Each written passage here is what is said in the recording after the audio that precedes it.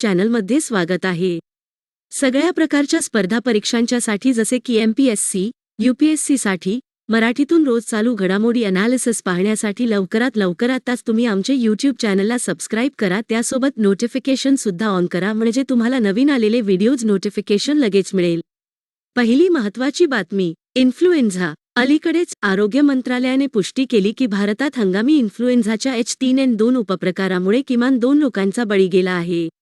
H3N2 इन्फ्लुएन्झाबद्दल, influenza A H3N2 हा एक हंगामी विषाणू आहे आणि इन्फ्लुएन्झा संसर्गाची घटना सामान्यत ऋतूतील बदलांदरम्यान शिखरावर पोहोचते। लक्षणे: ताप, अंगदुखी, घसा खवखवणे, खोकला, वाहणारे, अडलेले नाक आणि थोडा श्वास लागणे। हे एका व्यक्तीपासून दुसऱ्या व्यक्तीपर्यंत पसरू शकते आणि कोणालाही संसर्ग होऊ शकतो। वृद्ध, प्रौढ आणि लहान मुलांना H3N2 चा जास्त धोका असतो।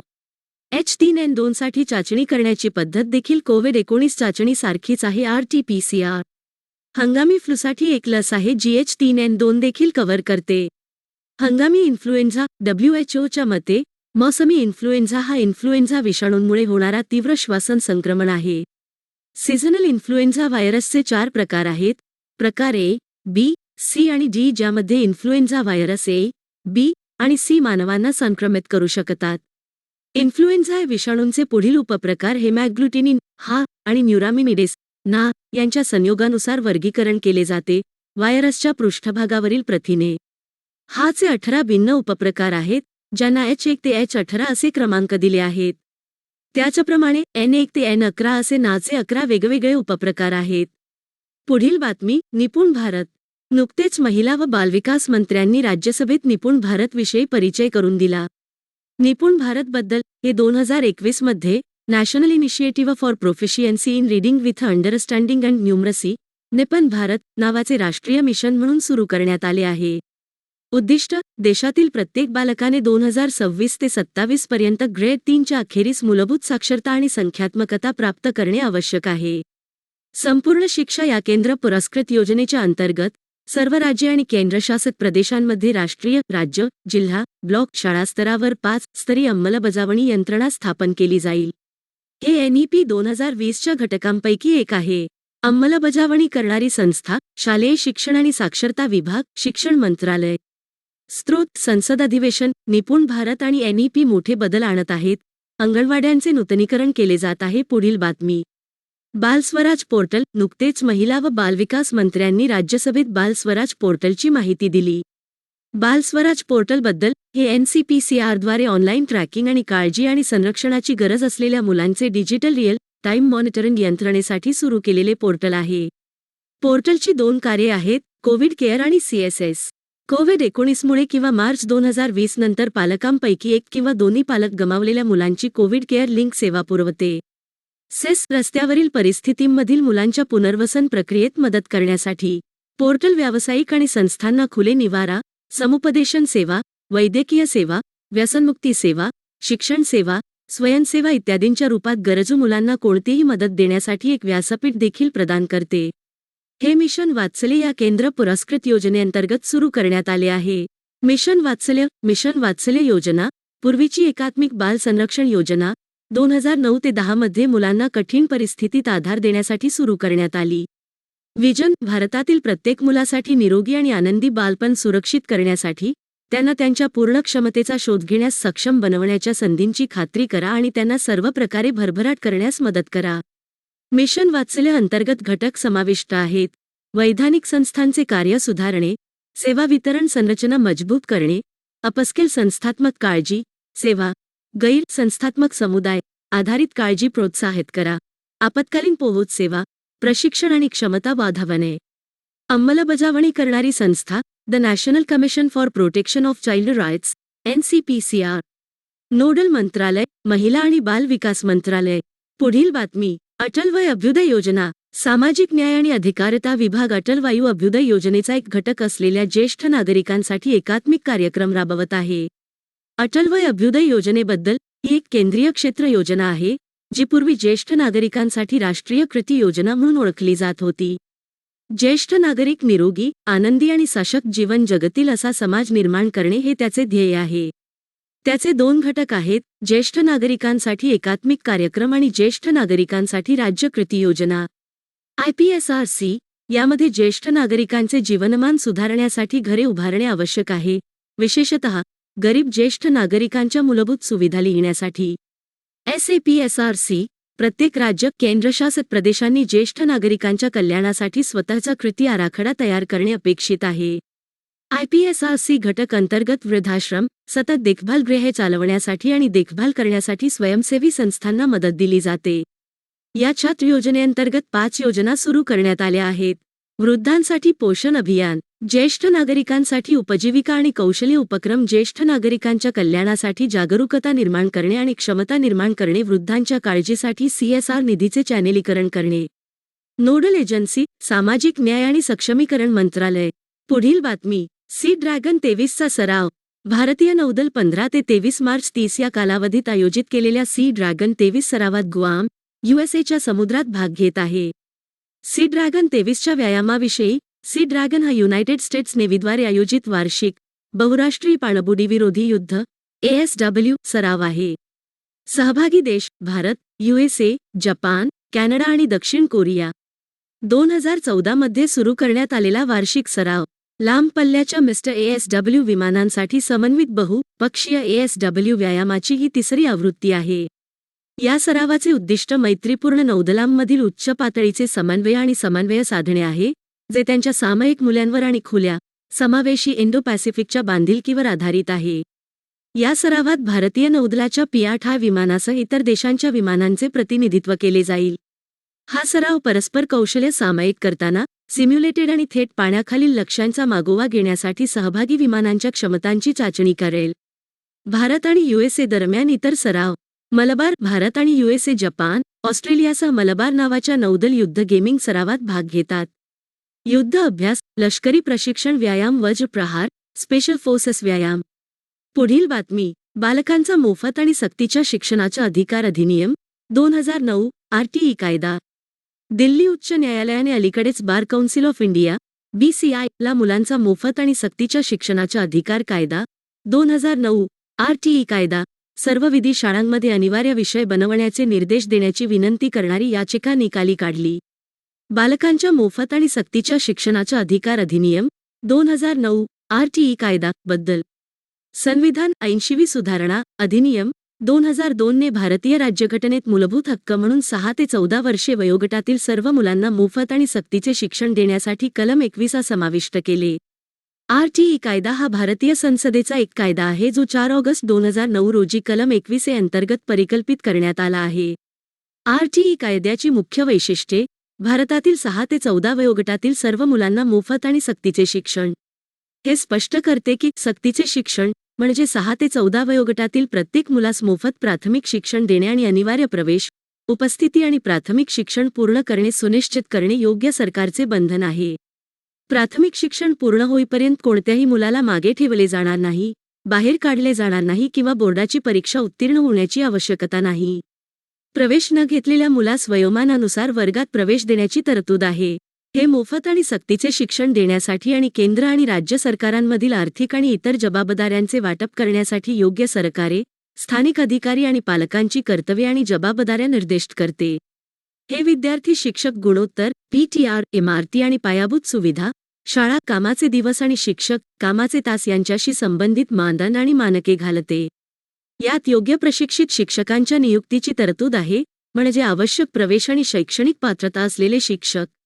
यात शारीरिक शिक्षा आणि मानसिक छळ, मुलांच्या प्रवेशासाठी तपासणी प्रक्रिया, कॅपिटेशन फी, शिक्षकांकडून खाजगी शिकवणी आणि मान्यता नसताना शाळा चालवणे यावर बंदी आहे. हे संविधानात अंतर्भूत असलेल्या मुलांशी सुसंगत अभ्यासक्रम विकसित करण्याची तरतूद करते. पुढील बातमी. जंगली गाढव अभयारण्य. गुजरात उच्च न्यायालयाने अलीकडेच राज्य सरकारकडून कच्छच्या छोट्या रणमधील जंगली गाढव अभयारण्यात खाणकामासाठी दिलेल्या परवानग्या आणि परवानग्यांबाबत अहवाल मागवला आहे. वन्य गाढव अभयारण्याबद्दल. स्थान हे भारतातील गुजरात राज्यातील कच्छच्या छोट्या रणमध्ये आहे. हे एकमेव ठिकाण आहे जिथे भारतीय जंगली गाढव, ज्याला स्थानिक भाषेत खच्चर म्हणतात, आढळते. अभयारण्य हे रबारी आणि भारवाड जमातींची बऱ्यापैकी लोकसंख्या आहे. टोपोलॉजी. हे एक मोठे इकोटोन मानले जाऊ शकते, सागरी आणि स्थलीय परिसंस्थांमधील एक संक्रमणकालीन क्षेत्र. हे मिठाच्या आच्छादनासह गडदगाळाचे कोरडे क्षेत्र आहे. हे सुमारे 74 उंच पठार किंवा बेटांनी नटलेले आहे, ज्याला स्थानिक भाषेत बेट म्हणतात. पावसाळ्यात मोठा भाग 2 मीटर खोलीपर्यंत पूर येतो. वनस्पती हे कोरड्या काटेरी झाडाने भरलेले आहे आणि कड्या आणि बेट्सशिवाय मोठी झाडे नाहीत.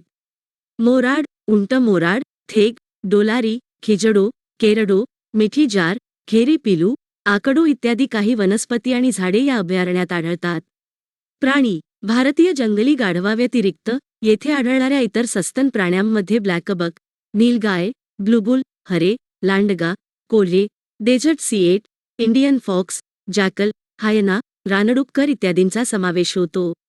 हौबारा बस्टर्ड, सँडग्राउस, पेल हॅरियर, काळ्या खांद्याचा पतंग, पेलिकन इत्यादींसह समृद्ध पक्षीजीव आहेत. भारतीय जंगली गाढवाविषयी मुख्य तथ्ये. ही आशियाई जंगली गाढवाची उपप्रजाती आहे, म्हणजे इक्वस हेमिओनस. वैज्ञानिक नाव इक्वस हेमिओनस खुर. हे गांडाच्या पुढच्या भागावर आणि खांद्याच्या मागच्या भागावर विशिष्ट पांढऱ्या खुणा आणि मागच्या बाजूला पांढऱ्या रंगाची पट्टी असते. वितरण. भारतीय वाईल्ड ॲसची जगातील शेवटची लोकसंख्या गुजरातच्या कच्छच्या रणपुरती मर्यादित आहे. निवासस्थान. वाळवंट आणि गवताळ प्रदेश परिसंस्था. संवर्धन स्थिती IUCN जवळपास धोक्यात आले आहे. सायट्स. परिशिष्ट 2 वन्यजीव संरक्षण कायदा 1972. अनुसूची आय. स्त्रोत. वन्य गाढव अभयारण्यात दिलेल्या खाण लीजवर हायकोर्टाने गुजरात सरकारकडून अहवाल मागवला. पुढील बातमी. MQ-9 रीप म्हणजे काय? युनायटेड स्टेट्स एअरफोर्सचा MQ-9 रीप ड्रोन अलीकडेच रशियन Su-27 जेट फायटरशी टक्कर झाल्यामुळे काळ्या समुद्रात कोसळला. MQ-9 रीपबद्दल. MQ-9 रीप, ज्याला प्रेडेटर बी म्हणूनही ओळखले जाते, हे एक मानवरहित हवाई वाहन UAV आहे जे दूरस्थपणे नियंत्रित किंवा स्वायत्त उड्डाण ऑपरेशन करण्यास सक्षम आहे. हे जनरल ॲटॉमिक्स एरोनॉटिकल सिस्टीम्स GESI द्वारे विकसित केले आहे, प्रामुख्याने युनायटेड स्टेट्स एअरफोर्स USAF साठी. हे दूरस्थपणे 2 व्यक्तींच्या टीमद्वारे चालवले जाते, ज्यामध्ये पायलट आणि एक एअरक्रू सदस्य असतो जो सेन्सर चालवतो आणि शस्त्रे चालवतो. US MQ-9 रीपरचा वापर पाळत ठेवण्यासाठी आणि स्ट्राईकसाठी करते. वैशिष्ट्ये. हे 11 मीटर लांब आहे आणि त्याचे पंख 22 मीटरपेक्षा जास्त आहेत. कापणी करणाऱ्यांना हवेतून जमिनीवर मारा करणारे हेलफायर क्षेपणास्त्र तसेच लेझर मार्गदर्शित बॉम्बने सज्ज केले जाऊ शकते. ते अपाचे हेलिकॉप्टरच्या पेलोड क्षमतेइतके तब्बल 16 हेलफायर क्षेपणास्त्रे वाहून नेतात. हे 50,000 फूट 15 किलोमीटर उंचीवर उड्डाण करू शकते आणि 27 तासांपेक्षा जास्त काळ लक्ष्यांवर फिरू शकते. कमाल वेग 275 माइल्स पर आवर. पुढील बातमी. मॅकमोहन लाईन म्हणजे काय? युनायटेड स्टेट्समधील अलीकडील द्विपक्षीय सिनेटच्या ठरावाने मॅकमोहन रेषेला चीन आणि अरुणाचल प्रदेश यांच्यातील आंतरराष्ट्रीय सीमा म्हणून मान्यता दिली आहे. मॅकमोहन लाईनबद्दल. ही ईशान्य भारत आणि तिबेट यांच्यामधील भौगोलिक सीमा आहे. ही चीन आणि भारत यांच्यातील सीमा आहे, जरी तिचा कायदेशीर दर्जा चिनी लोकांनी विवादित केला आहे. 1914 मध्ये शिमला परिषदेच्या शेवटी तिबेट आणि ग्रेट ब्रिटन यांच्यात वाटाघाटी झाली.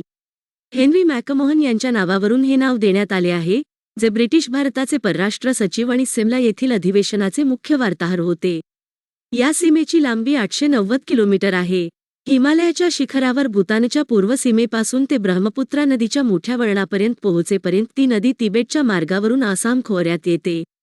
जरी भारत मॅकमोहन रेषेला कायदेशीर राष्ट्रीय सीमा मानत असला तरी तिबेट हे सार्वभौम राज्य नाही आणि त्यामुळे करार पूर्ण करण्याचा अधिकार त्यांच्याकडे नाही असा दावा करत चीनने ती नाकारली. 1914चा शिमला करार काय आहे?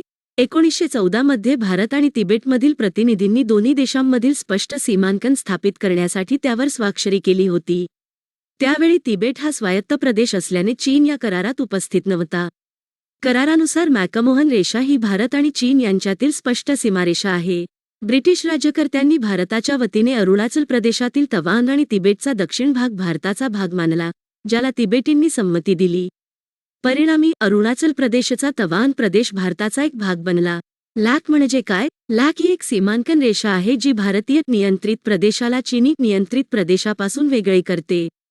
भारत LAC 3488 किलोमीटर लांबीचा मानतो, तर चीनी लोक ते फक्त 2000 किलोमीटर मानतात.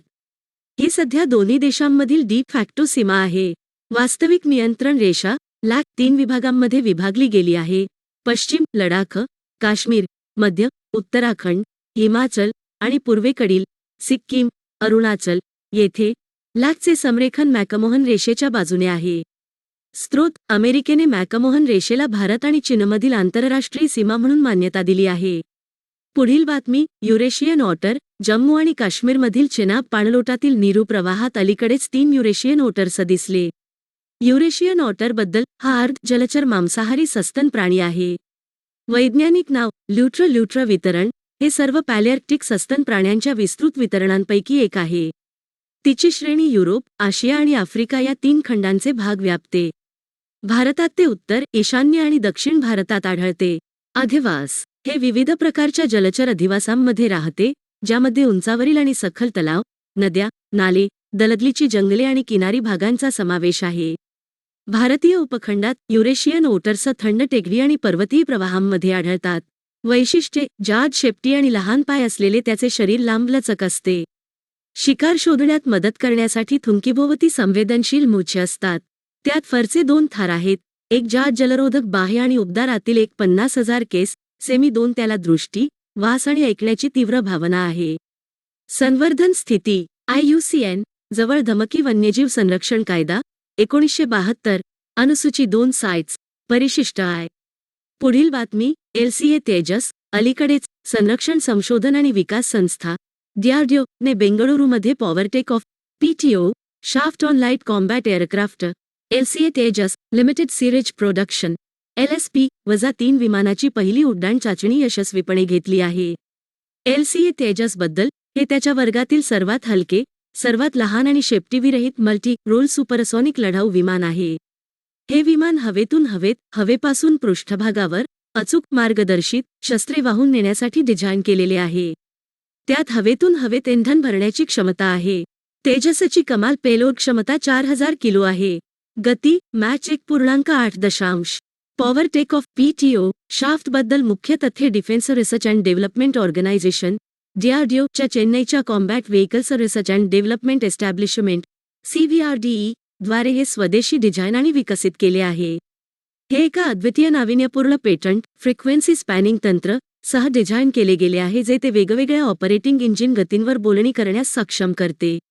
लाईटवेट हाय स्पीड स्नेहन मुक्त PTO शाफ्ट ड्राईव्ह लाईनमध्ये उद्भवणाऱ्या चुकीच्या संरेखनांना सामावून घेताना विमान इंजिन गिअरबॉक्स आणि एअरक्राफ्ट माउंटेड ॲक्सेसरी गिअरबॉक्स दरम्यान उच्च शक्ती प्रसारित करतो. स्रोत: DRDOने बेंगळुरूमधील LCA तेजसवर स्वदेशी पॉवर टेक ऑफ शाफ्टची उड्डाण चाचणी यशस्वीरित्या घेतली. धन्यवाद. तर लवकरात लवकर तुम्ही आमच्या YouTube चॅनलला सबस्क्राईब करा आणि रेग्युलरली आमचे व्हिडिओ पहा, त्यामुळे तुम्ही चालू घडामोडीच्या बाबतीत नेहमीच अपडेट असाल आणि ते तुम्हाला कोणत्याही स्पर्धा परीक्षेसाठी खूप महत्त्वाचे राहील. धन्यवाद.